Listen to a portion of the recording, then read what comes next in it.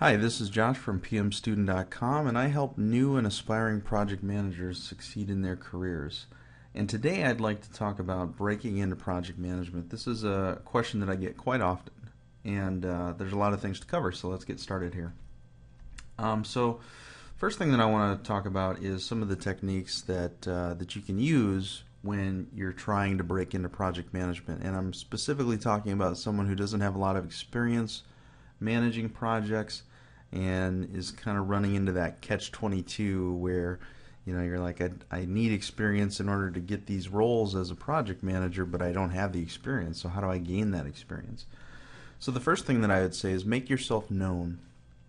In your current role, in your current position, make sure that your boss knows that you want to get into project management, the people around you, basically anybody that you interact with on a day-to-day basis that might have some influence or might be a hiring manager for a project management role, or may just have a project like a volunteer opportunity for you, anything like that. You need to make yourself known.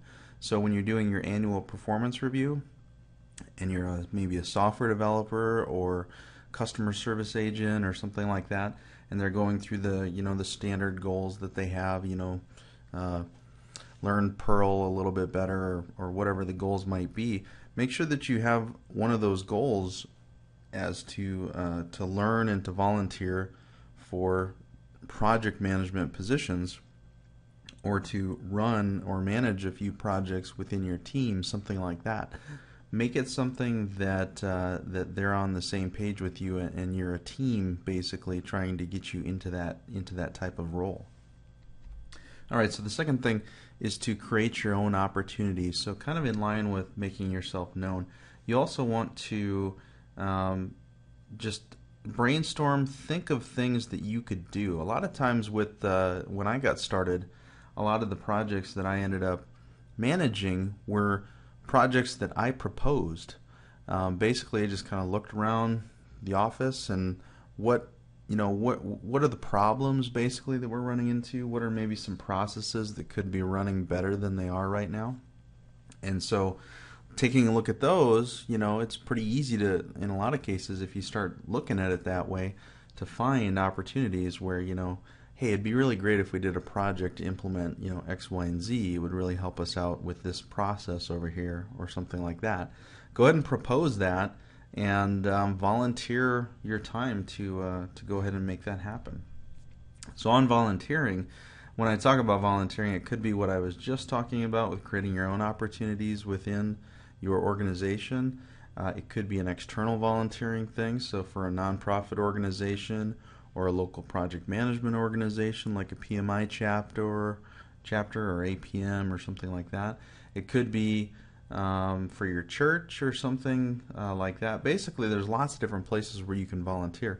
And again, you can use that same kind of create your own opportunities mentality where, there's more work and there's more benefit to be given to different organizations and companies than people have time for. So, don't expect someone to come up with a project for you to work on. This stuff is not going to fall in your lap. So, volunteer. Network is another very important thing. So join your local PMI chapter or other project management group and network with other project managers. Ask them about their jobs.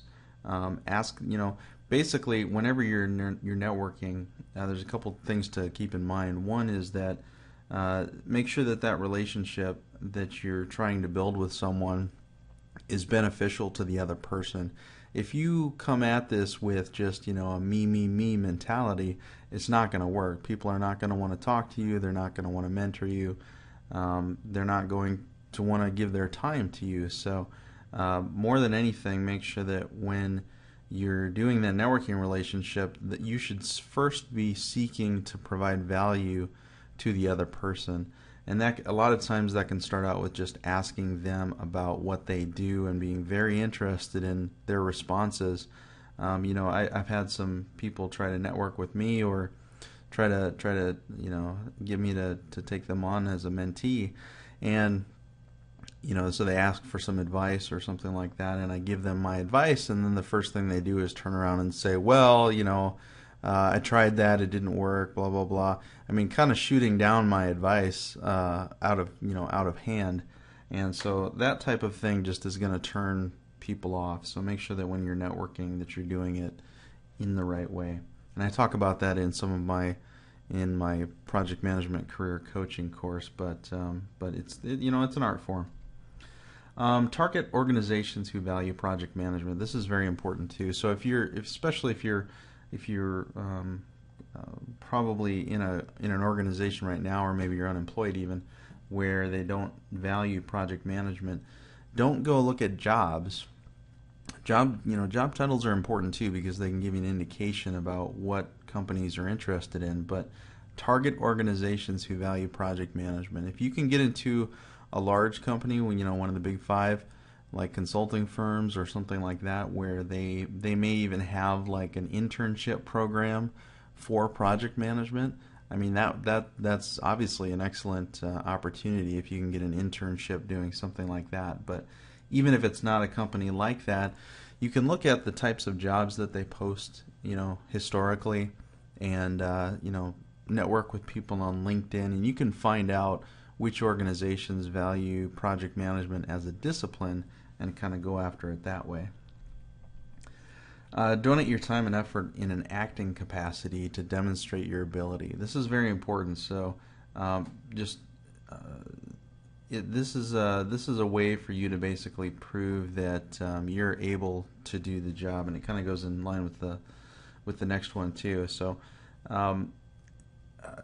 basically, when you're donating your time and your effort, and a manager of mine used to say that you need to be able to demonstrate that you can do your boss's job for about 6 months before you're actually going to get that job, and I think that's very true. So volunteering within your company, basically doing these projects that you even create yourself and get permission to work on. Those types of things are going to be really instrumental in getting the hiring managers to see that you're an up and comer. You're the type of person who they want for this type of role. So, and as a part of that too, learning the basics of project management and starting to apply them is extremely important. So, even if it's just you and you're working on a singular project all by yourself, what I call a pseudo project, you can still learn the basics of project management and start to apply them. When I started out, kind of getting into the formal project management stuff, at the time I wasn't managing a project team yet. I was an individual contributor, but I was doing like these small kind of pseudo projects. And so what I started to do was, I wanted to apply these things that I was learning about project management. So I ended up doing little project plans, little schedules, work breakdown structure, little one-page project status reports. And I started doing these things kind of just in the way that I was working. It was different than anything anyone else had done. Most of the time with these small projects that were like a couple weeks in duration, it was essentially an email from a director or from someone saying, "Hey, I'd like this done," and then we would just say, "Okay," maybe ask a couple questions and go do it. Well, I started to apply some of the discipline and just the concepts and techniques of formal project management to my everyday work, and that was awesome because first of all, it gave me experience with just kind of thinking through, the process of, okay, first I got to figure out why they want this, and I got to be really clear about that. And that kind of goes in with your requirements or your project charter, user stories, things like that. And then I got to figure out what it is that is actually the scope of this project. What are the deliverables? What, at the end of it, what does it need to look like? And then from there, I went from the why to the what, and then I got into the how. So then it was a matter of putting things into a schedule, figuring out what it was going to take, doing an estimate, those types of things. So you can do this all really quickly, especially on these small projects, but doing it in a formal way. I created my own templates and everything. So whenever I started a project, I would send out that project plan, which is basically like a one-page project plan. That would be a way for me to communicate with the stakeholder, with the person who requested that, to let them know that I understand exactly what they want, and please take a look at this if there's anything different. If they were locally located to me, I would walk over and go through that sheet of paper with them. If they were not, I'd just get on the phone with them after emailing it to them and say, let's walk through this really quick and make sure that I understand what you want. And then I had a one-page project status report where I would just use that as a way to keep them informed of what the progress was and everything. So get a lot of attention that way. So let's move on to some of the options here. So you can start out with a general management background. So maybe project management is not something that you're in right now, but if you have an avenue to get into general management, project management is about dealing with people, and general management is about dealing with people. The two roles are different, but having that general management background is definitely going to be a benefit when you go to apply for some type of a project management position. So that's one way to do it. You can also start as a project lead from the technical side. If you're a developer or someone on a team of some sort, if you can get recognized as a subject matter expert. There were some projects that I volunteered for early on in my career where I was just a subject matter expert from a particular area of the company, so I was kind of contributing to the project as an individual contributor, but as kind of a project lead for that portion of the project. And so that's another good way to kind of get in there, because you can work with project managers that way. You can start to observe how they do things. You can start networking with them, asking them questions, volunteering to help them with things, all that kind of stuff.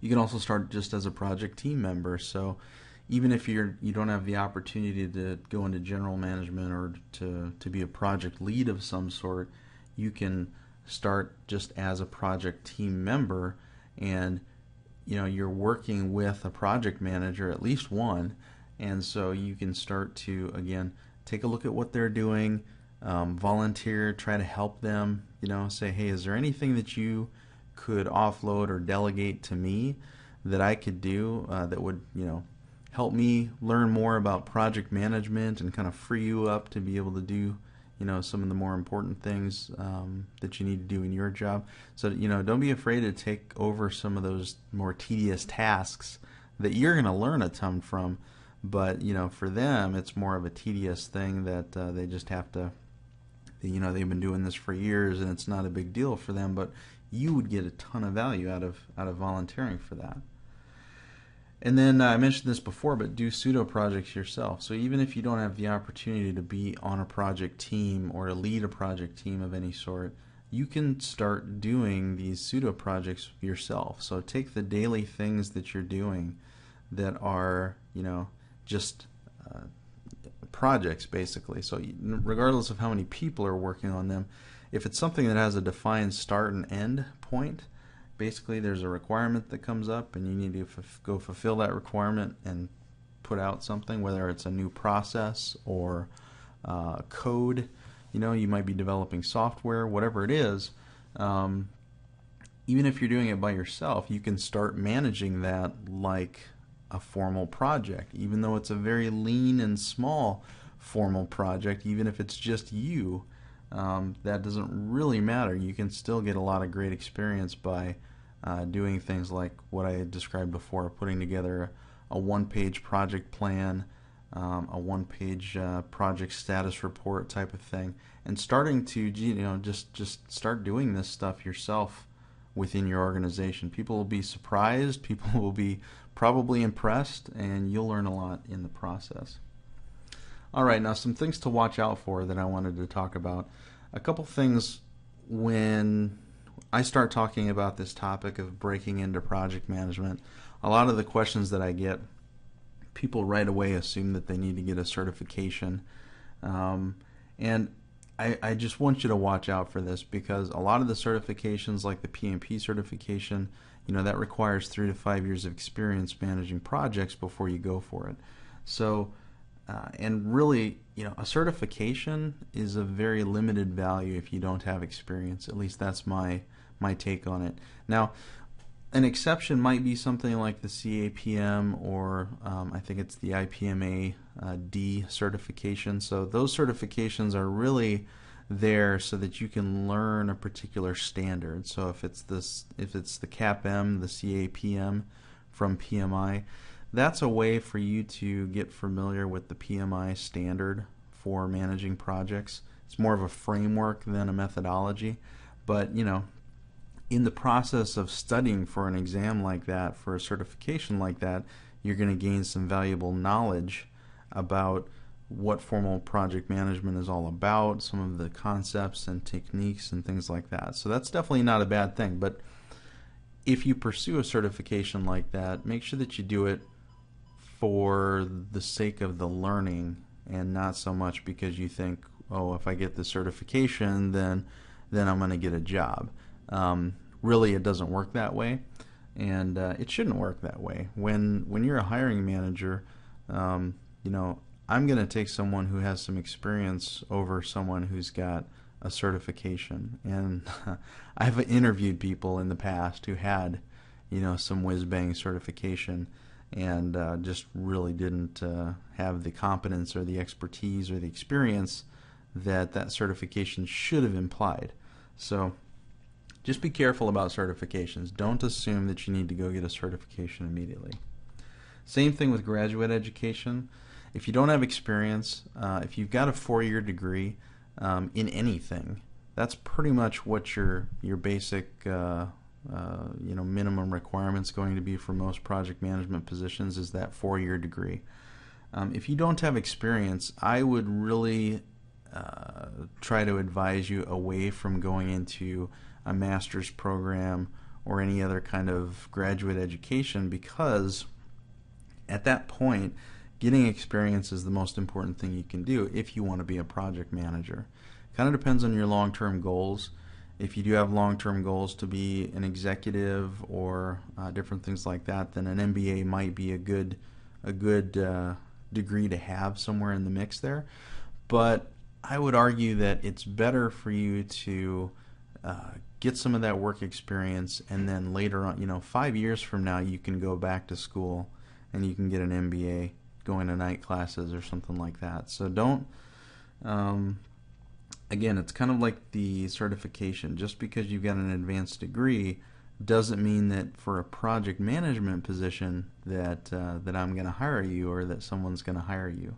I'd much rather see you have 3 to 4 years of experience with a 4-year degree than have a graduate, like a master's degree or something like that with no experience. If I had the choice between those two candidates, all other things being equal, I'm going to choose the person who's got the experience. So experience is very important, so watch out for that. And lack of domain knowledge experience. So this is another thing. So if you want to be an IT project manager but you don't have any domain knowledge about IT, you're going to struggle. It's not going to work out very well. You're going to have a hard time getting a position. And if you do manage to land a job in there and you don't have any domain knowledge, you're really going to struggle. It's really going to be tough for you to manage projects and manage project teams when you don't have any domain experience there. So it's the same thing for software development. If you've never developed software and you don't know anything about it, it's really tough to manage teams that are developing software. First of all, respect is from your team is a hard thing to gain if you don't have that background. And it's just in general, to be a project manager, you really have to have your foot in both worlds. You have to be able to talk to upper management and understand what the stakeholders need and everything, but you also need to understand the technical aspects of the project, and that's going to vary depending on which domain you're in terms of how much domain knowledge you need to have. Some domains you basically need to have worked that job that your staff are working for like 10 or 20 years before you're going to be able to manage a project in that domain. Other domains, maybe you don't need that much experience. I would say like software development, if you've got 2, 3, 5 years of experience actually doing software development, you can probably still jump into a project management role at that point. You've got enough experience, you've got enough of a fundamental background to be able to go and make that transition. But if you've never developed software again, then trying to manage a project of people developing software is going to be really tough. Really tough for you to land the job, and really tough for you to succeed at it. And lastly, all of this is just, it's not going to fall in your lap. You need to, I've written some posts and done some videos recently about owning your project management career, and this is very important. You need to own it. This stuff is not going to fall in your lap. You need to go make it happen. Don't expect your boss to, to line things up for you and make opportunities happen for you. It's up to you. So I can't stress that enough. You need to make sure that you're taking ownership of this. Nobody is a better advocate for you than you. So it's up to you in terms of your career. If you want to succeed, if you want to go do something, you got to go grab it by the horns and go make it happen. All right, so I think that finishes up what I wanted to talk about today. I'm sorry this is a little bit long-winded, I think, but I hope it was valuable. Please stop by at pmstudent.com.